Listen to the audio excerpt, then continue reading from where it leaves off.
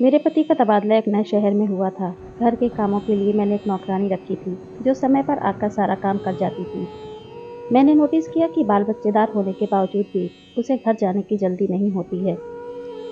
एक दिन मैंने उससे पूछ लिया, लाजो, तेरे बच्चे कितने हैं? उनकी क्या उम्र है? बोली, दीदी, 5 साल का बेटा और 7 बरस की बेटी है।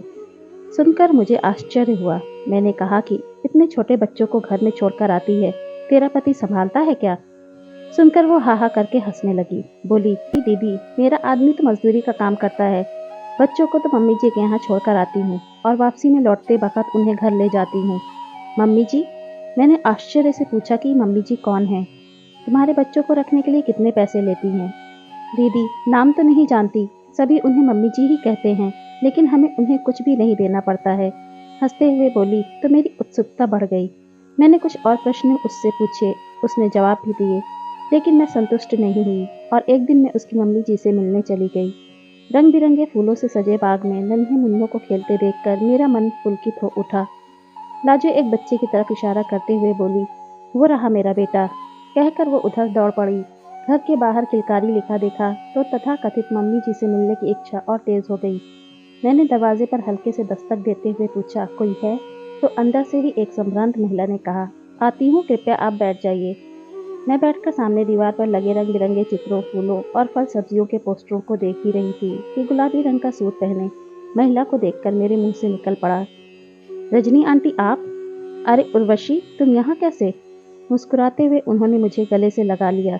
रजनी आंटी मेरे पड़ोस में रहती थी। छुट्टियों में मैं जब भी घर आती तो उनके साथ बहुत बातें करती थी। उम्र का अंतर होने के बावजूद हमारे बीच एक गहरा रिश्ता बन गया था।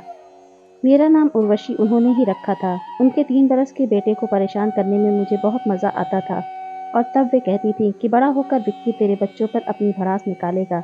मैं हॉस्टल में ही थी, तभी मम्मी ने पत्र लिखा कि अंकल का तबादला हो गया है और तेरी रजनी आंटी सपरिवार यहाँ से चली गई हैं।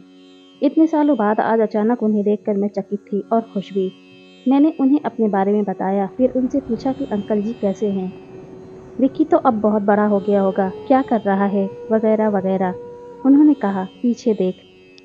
मैंने मुड़कर देखा तो दंग रह गई। दीवार पर एक बड़े से फ्रेम में अंकल के साथ विक्की की तस्वीर टंगी थी, जिस पर फूलों का हार था।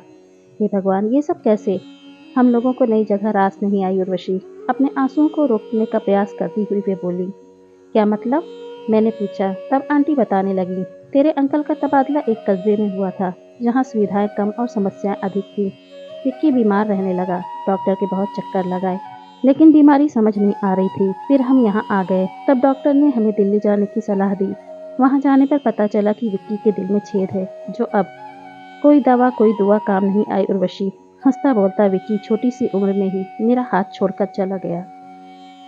आंटी फूट फूट कर रोने लगी, जैसे बरसों का गुबार आज निकल रहा हो। मैंने उन्हें पानी पिलाया तो उन्हें अच्छा लगा। फिर बोली, कई महीनों तक हम एक दूसरे को दिलासा देते रहे हैं, लेकिन कब तक? मेरा खालीपन बीमारी का रूप धारण करने लगी। तब हमने एक बच्चा गोद लेने का निश्चय किया और उसी कार्य के लिए घर से निकले ही थे कि रास्ते में एक महिला को अपनी पीठ पर बच्चे को बांधकर सड़क पर झाड़ू लगाते देखा तो मैं रुक गई। मैंने पूछा कि ऐसे क्यों? घर में क्यों नहीं रख कर आती? ऐसे तो। वो बोली, कहाँ मैडम, आदमी काम पर जाता है और सास बीमार रहती है। बड़ा मेम साहब लोग तो कौन सा केयर वेयर में रख देता है, हम गरीब कहाँ। फिर मैंने कुछ और बच्चों को गंदी जगह पर सोते देखा, जहाँ मक्खी मच्छरों का झुंड था, तो मैं सिहर उठी। बस उर्वशी, तभी से मैंने सोच लिया कि अपने विक्की को न बचा सकी तो क्या हुआ, इन नन्ही जानों की सुरक्षा तो मैं कर ही सकती हूँ। और मैंने इन बच्चों के लिए डे केयर खोलने का निश्चय कर लिया। कहते हुए उनके चेहरे पर खुशी और संतोष के भाव थे। कहने लगी, जमाने की हवा देखते हुए पहले तो वे अपना बच्चा मेरे पास छोड़ने में हिचकिचा रही थी। फिर हमने उन्हें विश्वास दिलाया, तसल्ली हुई तो फिर उन्होंने अपने जान पहचान वालों को भी बताया। 2 से 4 और 4 से 8 होने लगे और इस तरह मेरा छोटा सा आंगन इन बच्चों की किलकारियों से गूंजने लगा। इनके साथ मेरा ऐसा अटूट रिश्ता बन गया है उर्वशी कि इन्हें छींक भी आती है तो मैं परेशान हो उठती हूँ। सभी बच्चे एक साथ खाते पीते हैं, आपस में मिलजुल कर खेलते हैं, लड़ते हैं, झगड़ते हैं, तो एक दूसरे का ख्याल रखना भी सीखते हैं। ईश्वर का दिया तो सब कुछ था हमारे पास। एक कमी थी जो इन बच्चों के आ जाने से पूरी हो गई। इनकी माँ इन्हें बेफिक्र होकर यहाँ छोड़ जाती हैं और शाम को वापस ले जाती हैं। और अंकल जी? मैंने पूछा तो बोली, सब ठीक ही चल रहा था। एक दिन बोले कि रजनी रिटायर होने के बाद मैं भी तुम्हारे बच्चों के बीच एक बच्चा बन जाऊंगा। लेकिन फिर न जाने क्या हुआ, एक दिन अचानक उन्हें दिल का दौरा पड़ा और बस बेटा, उस दिन से मैं इन सब की मम्मी जी बन गई, क्योंकि सभी में मुझे अपना विकी दिखाई देता है। तभी एक बच्चा आकर उनसे लिपट गया और तोतली भाषा में बोलने लगा, मम्मी ये मुझको मालता है। और फिर रजनी आंटी उन बच्चों के साथ व्यस्त हो गई।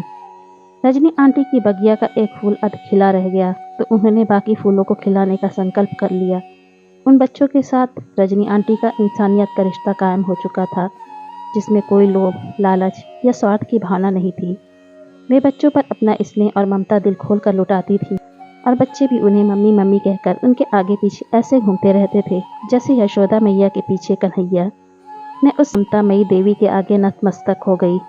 मैं खुश थी कि रजनी आंटी अब इन बच्चों में बिजी हैं। उनको विक्की की कमी महसूस नहीं होती।